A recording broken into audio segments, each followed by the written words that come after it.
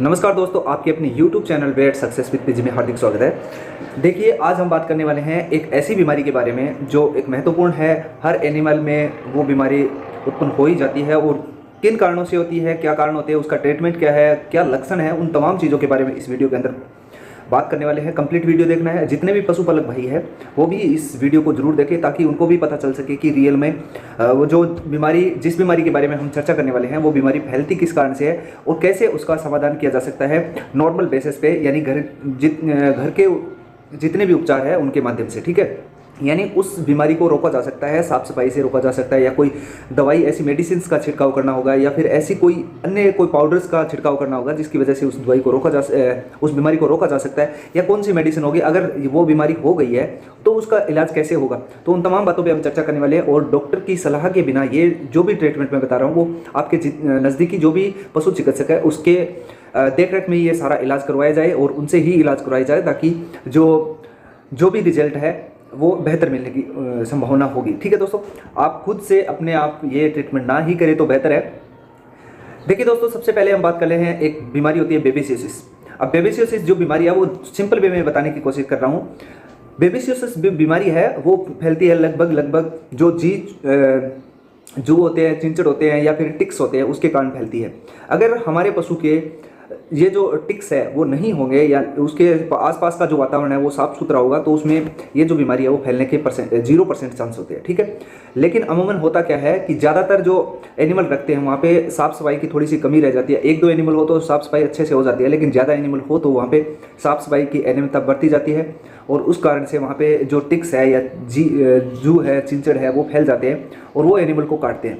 और वो एनिमल को काटते हैं तो उसके द्वारा एक प्रोटोजोअल बीमारी होती है, ये बेबीसियस प्रोटोजोअल जो बीमारी है वो उसके अंदर यानी आरबीसी के अंदर चला जाता है। आरबीसी के अंदर जाएगा, जैसे ही आरबीसी को टच करेगा तो आरबीसी को टच करके उसके अंदर प्रवेश कर जाएगा।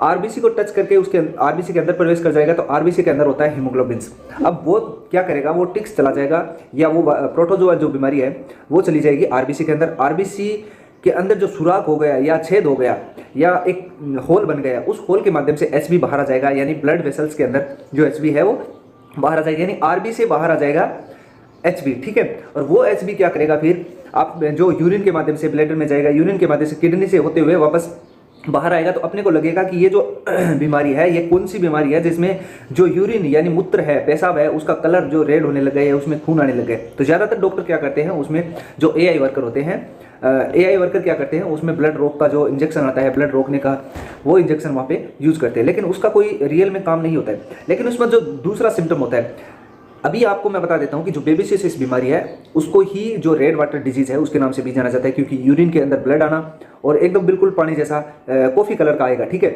तो इस बीमारी को रेड वाटर डिजीज़ के नाम से भी जाना जाता है। इसके साथ साथ मैं आपको बता देता हूँ जो सेकंड जो लक्षण होते हैं उसका होता है कि इसमें टेम्परेचर आपका रहेगा 107 से प्लस, यानी 106 हो गया, 7 हो गया, 108 हो गया, 109 हो गया, कभी कभी उस थर्मामीटर पे भी नहीं दिखा पाता है, इतना हाई हो जाता है। ठीक है, ये जो टेम्परेचर है वो लगभग 3-4 दिन तक रहता है। पहले दिन टेम्परेचर बढ़ेगा, खाना पीना नॉर्मल करेगी जो भी एनिमल है, और ये जो कुत्ते, बिल्ली या फिर कह सकते हैं गाय, भैंस, भेड़, बकरी, सब में ये बीमारी हो सकती है। ठीक है, ऐसा कुछ नहीं है कि पर्टिकुलर किसी भी स्पीसीज में होगा या किसी भी एक नस्ल में होगा, ऐसा कुछ नहीं है। सभी एनिमल्स के अंदर ये बीमारी हो सकती है या होती भी है। ठीक है, लेकिन इसके अलावा एक बीमारी ऐसी होती है जिसमें भी यूरिन के अंदर जो है ब्लड आता है, वो होता है फास्फोरस की कमी से, और वो जो बीमारी होती है वो होती है सिर्फ और सिर्फ भैंस में। 99.99% भैंस के अंदर ही होती है। कोई 1% होता है, 0.1% चांस होता है कि अदर जो एनिमल है उसमें ऐसा हो सकता है। ठीक है, लेकिन आपको मैं बता देता हूँ कि ये जो बीमारी मैं आपको बता रहा हूँ ये पीपीएच के नाम से जाना जाता है और भैंस के अंदर होती है। लेकिन जो बेबीसियोसिस बीमारी है वो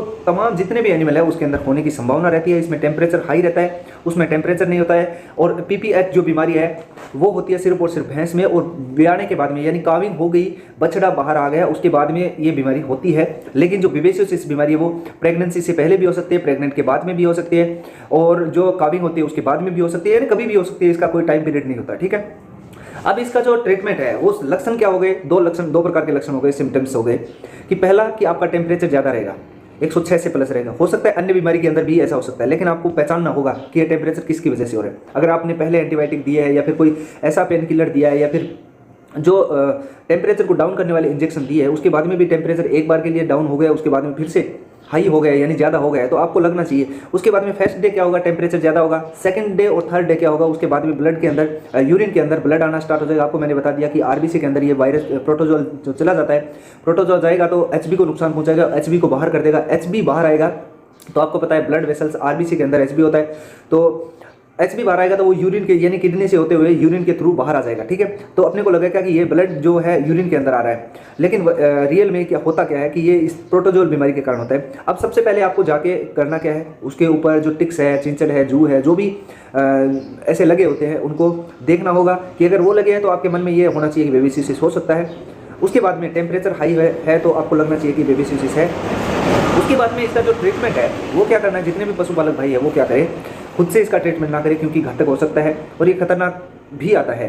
अब देखिए इसका जो एक इंजेक्शन होता है, जिस प्रकार से आप यहाँ पे देख रहे हो, डाइमाजिन एसीट्यूट के नाम से इंजेक्शन होता है। इसका जो बॉडी वेट होता है, जो डोज होती है वो होती है 1 ml पर 20 किलो पे। 20 किलो बॉडी वेट पे आप 1 ml लगा सकते हो। तो अगर 100 किलो की एनिमल है यानी 100 किलो का एनिमल है तो उसमें 5 ml लगा सकते हो। 200 किलो का एनिमल है तो उसमें 10 ml लगा सकते हो। 300 किलो का जो एनिमल है तो उसमें 15 ml, और 400 किलो से या 400 से ज़्यादा है तो लगभग 20 ml आप इसमें लगा सकते हो।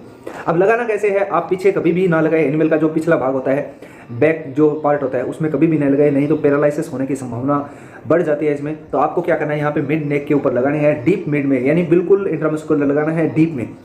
ठीक है, और इसको लगाने के लिए मान लीजिए आपने 20 ml लगाई, 400 किलो की गाय है या भैंस है, जो भी एनिमल है 400 किलो की है, तो आपको करना क्या है, 10 मान लीजिए 20 ml लगा रहे हो तो 10 ml इस साइड में लगाइए, 10 ml इस साइड में। इसका देखिए दोस्तों रीज़न क्या होता है कि अगर आप 20 ml एक साइड में लगाते हो, अगर टॉक्सिसिटी हो जाती है तो उसको कंट्रोल करना मतलब एक नुकसानदायक होता है, लेकिन दोनों तरफ लगाते हो तो आप आराम से इसको कंट्रोल भी कर सकते हो। ठीक है दोस्तों, तो ये छोटी सी जानकारी थी। कैसा लगा वीडियो कमेंट सेक्शन में कमेंट करके बताइए। जितने भी पशुपालक हैं वो भी इसको शेयर कर सकते हैं।